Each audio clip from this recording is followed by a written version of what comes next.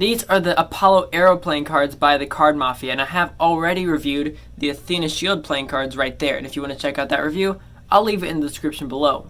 But truth be told, when it comes to the actual back design and design of the cards themselves, excluding the tuck box, this is my favorite deck by the Card Mafia so far. So if you like all sorts of deck reviews, this is going to be the channel for you. So subscribe and ring the bell so you can be notified when deck reviews just like this one drop. And let's get into this one right now.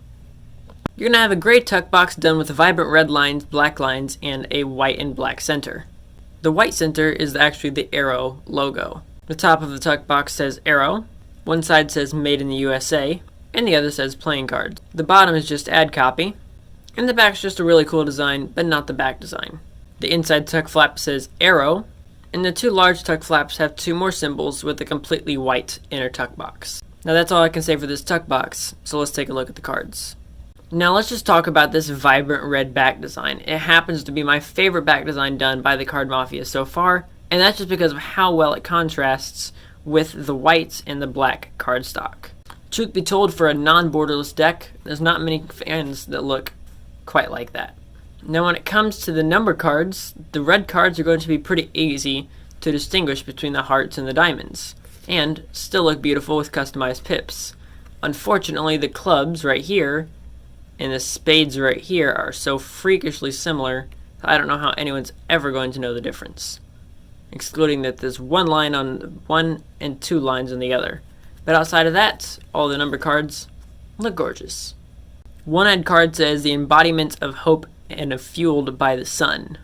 One of the 12 Olympians, the supreme god of the sun, Apollo. And the other says seeking for light. Now each of your court cards are going to resemble a different Greek god. So for your spades you have Zeus, Hera, and Dionysus. Your diamonds are Ares, Artemis, and Hephaestus. Your clubs are Hades, Demeter, and Hermes. And last but not least, your hearts are Poseidon, Athena, and of course, last but not least, Apollo. And speaking of Apollo, you do have two semi-duplicate jokers, both done of Apollo. Your four aces, you have diamonds, clubs, hearts, and your ace of spades. Now after all of that, you'll still have a few things that you'll want to know about this deck. First of which being, can this deck Pharaoh Shuffle? So from top to bottom, this deck Pharaoh Shuffles every other perfectly, as you just saw there. And then from bottom to top, you can see that this deck shuffles mildly well. Like, I don't have anything that's like super against it, but it's not the best. There's no pros, no cons. It's just a little bit.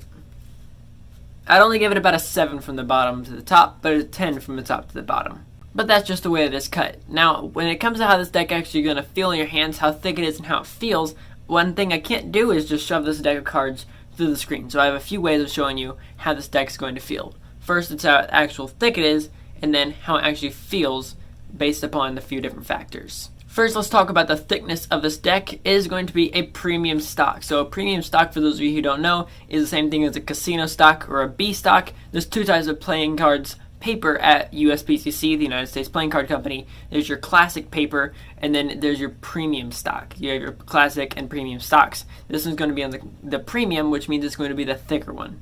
After that is actually how it feels in your hands. You have a little bit more buttery decks, you have more snappy decks, and you have decks that you really can't move that I call stiff. Those are your three different categories, and you have some things that can be in between, and you also have some that can be a mixture of the two. This one right here is definitely more of a buttery deck. So the best way for me to describe all around on how this deck feels is when it comes to buttery, this is going to be a move that right there called Under Pressure, and this is going to be a great deck for you to learn, even though this is such a thick deck. And in addition to all that, if you want a deck that feels somewhat similar to this, you would have the Slow Hands V1. And that's this deck right here, made by my friend Kier Gomes. And it's also 10% off in the description below. So if you do have that deck, you're going to know exactly what these cards feel like when you receive them. Now, should you buy this deck? I've talked about a lot of the things, what it looks like, what it feels like, and a lot of the features of this deck, but that doesn't mean that you should get it specifically. So I think there's a few different types of people. Let me address that real quick. First, we have magicians. No, I do not think Magicians would get it. It is overly customized. This is going to be a no for Magicians. If you're a cardist, I definitely think that you should pick this deck up right here. The red is extremely vibrant, and if you've seen any of Rise of Magic's ASMR videos, this is a video that you can clearly do cardistry with. If you're a collector, this is definitely one as well for you. One, it's Card Mafia, and if you like collecting series, this one's beautiful. If you just like collecting red decks or decks that are done on black card stock, or if you just like decks done all around Greek mythology, this is going to be a cool deck for you. And at the same time, this is one that looks really great on a card shelf. Next is should you play games with it, and I'm going to say no to this one. Truth be told, all of the suits look very similar, and that's just going to be a little bit difficult to distinguish between, and at the same time, I'm not going to want to let my friends play with a deck of cards that I value.